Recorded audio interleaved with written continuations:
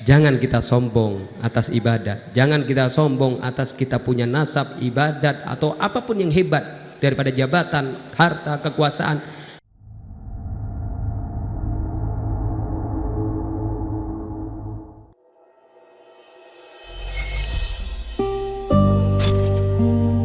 Kisah luar biasa dua nabi, Nabi Nuh dan Nabi Yunus. Kita belajar sebentar bagaimana pentingnya tawakal kepada Allah Subhanahu wa taala. Nabi Yunus dan Nabi Nuh.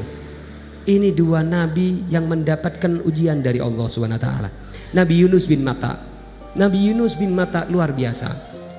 Seorang nabi yang mempunyai suara yang sangat indah. Sampai hewan-hewan liar pun mendengarkan karena keindahan suara Nabi Yunus alaihissalam. Nabi Yunus tinggal di Ninawi dan penduduk tersebut adalah beribadah kepada berhala, menyembah kepada berhala. Lalu Nabi Yunus berdakwah dengan sulit, tidak diterima oleh kaumnya, sehingga ketika Nabi Yunus diperingatkan oleh Allah Subhanahu wa taala untuk berdakwah 40 malam untuk memperingatkan kepada kaumnya agar beriman, bertauhid kepada Allah Subhanahu wa taala. Namun ketika diperingatkan 40 malam, sudah malam atau hari ke-37, Nabi Yunus memberi peringatan, memberikan tanda-tanda akan turun adab bila kaumnya tidak beriman. Sehingga diberikan ciri-ciri oleh Nabi Yunus, warna kulit mereka berubah. Nampak ke hari ke-37, nampak kulit mereka kaum Nabi Yunus berubah warnanya. Akan turun adab kepadanya. Semakin hari semakin dekat ke 40 hari, maka semakin nampak tanda-tandanya sampai menjelang hari ke-40. Langit kaum di daerah kaum Nabi Yunus nampak gelap dengan asap gelap karena turun adab tersebut. Bahkan Ibn Abbas memberikan pendapat 2/3 mil jarak nampak adab akan turun kepada kaumnya Nabi Yunus. Nabi Yunus dhahaba mughadiban, pergi dengan keadaan marah karena kesal kaumnya tidak mau beriman kepada Allah Subhanahu wa taala, sehingga Nabi Yunus belum waktunya pergi, dhahaba mughadiban, pergi dalam keadaan marah kepada kaumnya karena tidak iman. Lalu ketika ditinggalkan oleh Nabi Yunus, subhanallah, yang terjadi luar biasa. Kaumnya Nabi Yunus ketika hendak turun adab, mereka semua berkumpul antara ibu dan anak, orang tua, bapak dan semua keluarga turun ada di jalan. Mereka semua berdoa, memohon, meminta ampunan kepada Allah Subhanahu wa taala. Bahkan mereka mencari mana Nabi Yunus. Aman Nabi Maja Abi Yunus, kami semuanya beriman dengan apa yang diucapkan, yang diajarkan oleh Yunus alaihissalam. Mana mereka hendak bertobat, berkumpul, berdoa, bertawakal kepada Allah. Subhanallah, yang terjadi adab tersebut dihilangkan oleh Allah Subhanahu wa taala, diselamatkan oleh Allah karena mereka berserah diri, bertawakal kepada Allah Subhanahu wa taala. Yang mengherankan yang terjadi, Nabi Yunus keadaan marah pergi sehingga datang ke laut, hendak menyeberang ke suatu laut. Lalu ada perahu di situ, Nabi Yunus ikut serta menaiki perahu tersebut. Kita lihat ini peristiwa luar biasa. Ketika naik di perahu tersebut, Nabi Yunus dipersilahkan oleh orang yang memiliki perahu. Ketika ada di atas perahu, tiba-tiba perahu tersebut oleng, ya bahasa Indonesianya oleng, ke kanan ke kiri tidak seimbang, mau tenggelam. Sehingga orang-orang yang ada di kapal takut, khawatir. Mereka mengatakan ini ada seseorang hamba yang lari dari majikannya, yang lari dari tuannya. Siapa ini? Ada seorang hamba yang lari dari tuannya. Lalu fasahama fakana minal mudhadin. Pada saat itu mereka membuat undian. Ketika membuat undian, salah satu harus ada yang turun karena kapalnya tidak seimbang. Ternyata undian tersebut yang keluar namanya adalah Yunus alaihissalam. Lalu Nabi Yunus mengatakan, anal abik, aku memang adalah seseorang yang lari dari Tuanku. Aku adalah hamba yang lari dari Tuhanku Allah Subhanahu wa taala. Tapi luar biasa, ketika diundi lagi sampai 3 kali, yang keluar namanya Nabi Yunus. Diundi lagi keluar Yunus alaihissalam. Sehingga ketika dilempar, ketika terjatuh ke dalam laut, Nabi Yunus berserah diri, bertawakal kepada Allah Subhanahu wa taala.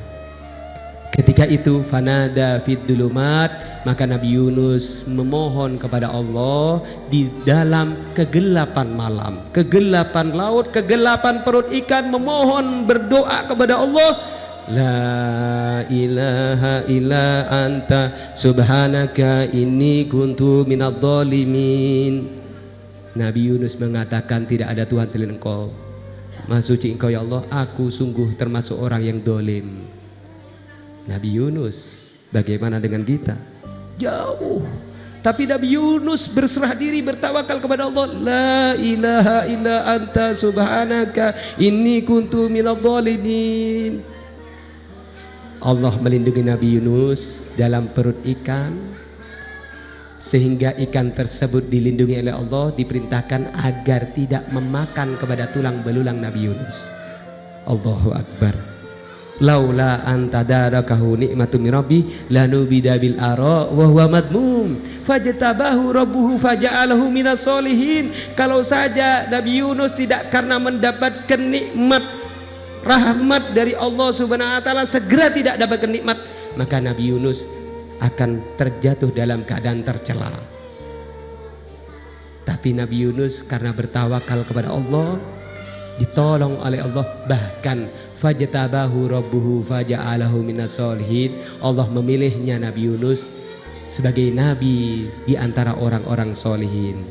Kita lihat Nabi Yunus bertawakal kepada Allah, dimuliakan, ditolong oleh Allah, diangkat sebagai nabi. Tapi kita perlu pahami, pelajari apa yang terjadi kepada Nabi Nuh alaihissalam. Nabi Nuh, ketika Nabi Nuh mempunyai anak yang bernama Kan'an. Nabi Nuh seorang nabi ulul azmi yang mempunyai panjang umur hampir 1000 tahun, seluruh umurnya untuk taat. Ketika Nabi Nuh alaihissalam diberi uji, yaitu anaknya Kan'an yang tidak ikut melanggar daripada Nabi Nuh, maka ketika hendak terjadi banjir dunia saat itu, ketika Nabi Nuh sudah naik perahu, banjir dunia terjadi, nampak anaknya. Nabi Nuh memanggil kepada anaknya yang ada di tempat yang jauh. Wa nada Nuh ibnahu wa kana fi manzili ya bunayya arkam ma'ana wa la takum al kafirin. Ketika itu Nabi Nuh nampak anaknya Kan'an yang ada di tempat yang jauh, terasingkan. Lalu Nabi Nuh memanggil, wahai anakku, ayo mari ikut bersamaku, jangan kamu ada bersama orang-orang yang kafir. Lalu anaknya ini congkak, dia menolak. Qala sa'awi ila jabali ya'simuni minal ma'. Anaknya menjawab, tidak, aku akan mencari tempat perlindungan ke gunung saja yang melindungi aku daripada air laut, banjir dunia. Kata Nabi Nuh, qala la asimal yawman min amrillah illa man rahim. Tidak ada yang bisa melindungi siapapun daripada balakmu dan musibah kecuali Allah Subhanahu wa taala, kecuali Allah yang memberikan rahmat kepada hamba tersebut. Lihat apa yang terjadi. Ternyata anaknya dia ditenggelamkan oleh Allah Subhanahu wa taala, fakana minal mughrakin. Ketika terpisahkan Nabi Nuh dengan anaknya karena gelombang banjir tersebut, lalu Nabi Nuh memohon kepada Allah.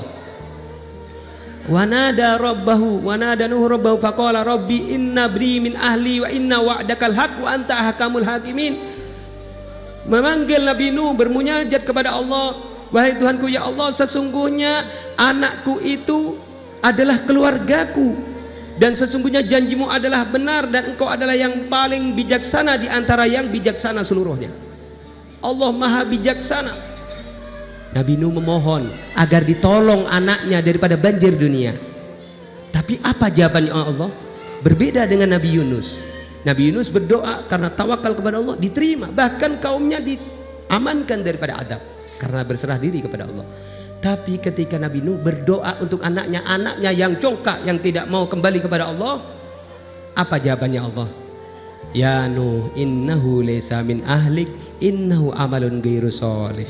Wahai Nuh, sesungguhnya itu adalah bukan daripada keluargamu.